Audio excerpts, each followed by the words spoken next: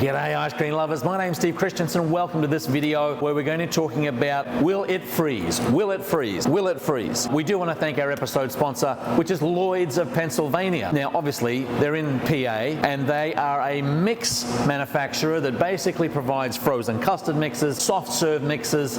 They also do premium ice cream mixes, and I had this bag out here a little while ago. I don't know where I put it, but anyway, I wasn't meaning to show it, but I thought, gee, if it's here, I will. They also have a great line of stabilizers, all natural stabilizers. Lloyd's of Pennsylvania. Talk to Barry or talk to Andy. Tell them that Steve sent you from Scoop School, and we do thank them for our episode sponsorship. Now, in this video, we're going to talk a little bit about will it freeze? There is a desire for a lot of ice cream makers and those that are wanting to get into the ice cream business on using some of these very recognizable brands in their ice cream to basically say, hey, your favorite peanut butter is in your favorite now ice cream. There can be a challenge when you're using something like this to flavor your peanut butter ice cream because, again, will it freeze? Yes, it will.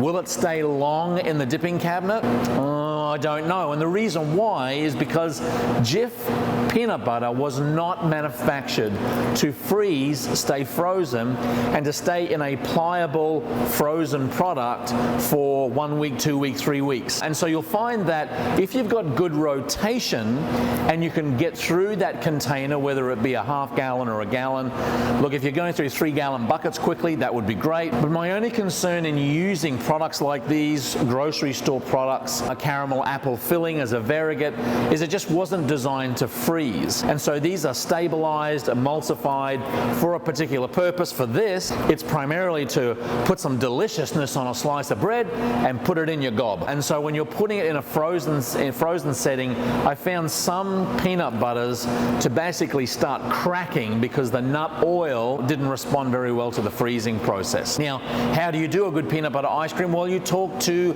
a flavor provider, someone like iRice or Oranger, Dippin' Flavors, all of these companies that make these variegates and flavors, they're made specifically to freeze and to stay frozen, whereas Jif is not. So will it freeze? Yes, it will.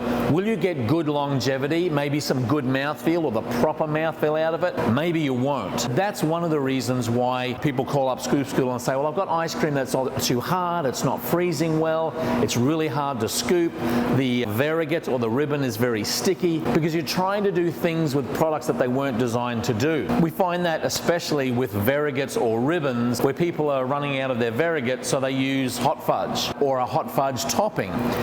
That's not designed to freeze, it's designed to be warm and to basically provide some goodness as it kind of oozes down ice cream or other frozen desserts. So give that some consideration. Again, you can use these products, but you do need to make sure that the rotation is quick because they're not designed to do what you want them to do. That's all we have for this episode, folks. And again, we said we were going to say sessions, so we're going to call them sessions from now on. Remind me, Madeline, to keep calling them sessions. So that's enough for this session. Again, all of the information that you need will be at scoopschool.com. Keep on scooping, folks. We'll see you in the next video.